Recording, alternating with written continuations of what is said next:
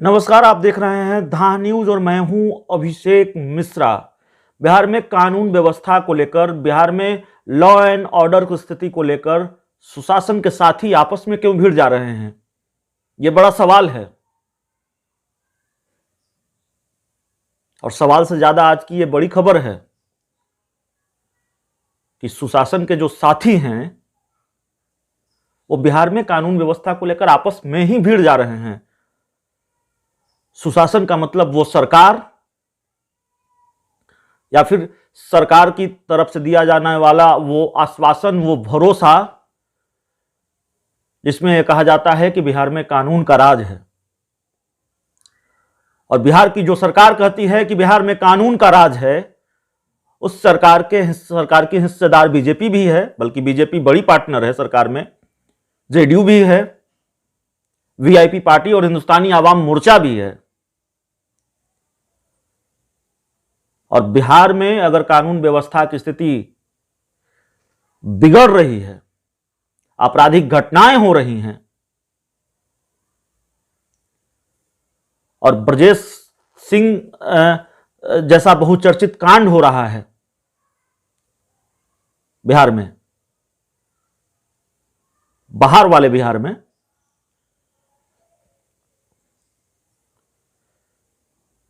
तो बिहार की राजनीति लगातार गरमा रही है। बिहार की सियासी तपिश इसलिए भी लगातार बढ़ रही है क्योंकि एनडीए में बीजेपी और जेडीयू के नेता आपस में भिड़ रहे हैं। इसीलिए मैंने कहा कि सुशासन के साथी आपस में भिड़ जा रहे हैं। बड़ी खबर आज आई है, सीतामढ़ी से बीजेपी के विधायक हैं मिथिलेश कुमार। उन्होंने यह सलाह दी है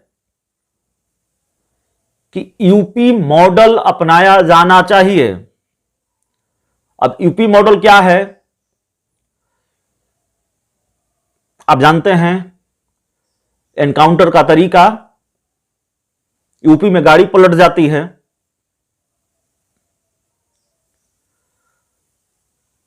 और फिर जो कहा जाता है या फिर जो परसेप्शन है कि यूपी में क्राइम कंट्रोल के लिए एक तरीका सबसे ज्यादा इजाद किया जा रहा है, यानी गाड़ी पलट रही है। तो सीतामढ़ी से बीजेपी के विधायक हैं मिथिलेश कुमार, उन्होंने यूपी मॉडल लागू करने की बात कही क्राइम कंट्रोल को लेकर। बीजेपी के एक विधायक ने सवाल उठाया, नसीहत दी, तो जेडीयू के दो नेताओं की तरफ से जवाब आया। नीतीश कुमार के करीबी और बिहार सरकार में भवन निर्माण मंत्री अशोक चौधरी ने पहला पलटवार किया और यह कहा कि बिहार की सरकार या हम गाड़ी पलटने में विश्वास नहीं करते या गाड़ी खड़ी करने में विश्वास नहीं रखते। यह सीधा जवाब था बीजेपी के विधायक मिथिलेश कुमार को, जो बिहार में यूपी मॉडल लाने की बात कर रहे हैं क्राइम कंट्रोल के लिए, या फिर बीजेपी के उन नेताओं को जो बिहार में यूपी मॉडल की वकालत करते हैं। तो अशोक चौधरी ने साफ कहा कि नहीं, हम गाड़ी पलटने और गाड़ी खड़ी करने में विश्वास नहीं रखते। एक दूसरा बयान भी आया गुलाम रसूल बलियावी का। गुलाम रसूल बलियावी बीजेपी, माफ कीजिएगा, जेडीयू के एमएलसी हैं और सरकार में मंत्री भी हैं, माफ कीजिएगा, नीतीश कुमार के काफी करीबी हैं। और उन्होंने कहा कि देखिए, किसी व्यक्ति या किसी दल के हाथ में यह नहीं होता कि अपराधियों पर नियंत्रण कैसे हो। यह पुलिस का काम है, यह प्रशासन का काम है।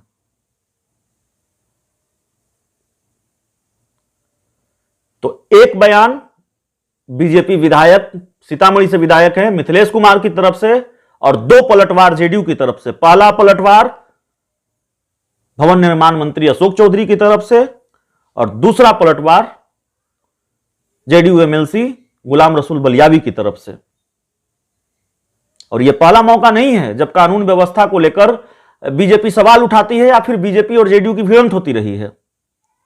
बिहार में कानून व्यवस्था पर बीजेपी के प्रदेश अध्यक्ष डॉक्टर संजय जायसवाल सवाल उठा चुके हैं। बीजेपी विधायक संजय सरावगी सवाल उठा चुके हैं। और यदा कदा बीजेपी के दूसरे बड़े नेताओं का बयान भी कानून व्यवस्था को लेकर आया है। दरअसल यही दिक्कत है मुख्यमंत्री नीतीश कुमार की, खासकर 2020 के बाद उनकी मुश्किलें अपनों ने बढ़ा रखी हैं। नीतीश कुमार के लिए चुनौती तेजस्वी यादव नहीं है, नीतीश कुमार के लिए चुनौती बीजेपी ही है। और ऐसा मैं नहीं कहता, यह बहुत कॉमन परसेप्शन है 2020 के विधानसभा चुनाव के बाद। और यह परसेप्शन यूं ही नहीं है, सिलसिलेवार तरीके से आप बयान सुनेंगे, उस पर गौर करेंगे, बीजेपी प्रदेश अध्यक्ष संजय जायसवाल से लेकर बीजेपी के दूसरे नेताओं तक के। और आज जिस तरीके से भिड़ंत हुई है जेडीयू बीजेपी के नेताओं में कानून व्यवस्था को लेकर, और बिहार में कौन सा मॉडल लागू होगा, योगी मॉडल चलेगा कि नीतीश मॉडल चलेगा, उसको लेकर, तो यह समझना बहुत आसान है कि दरअसल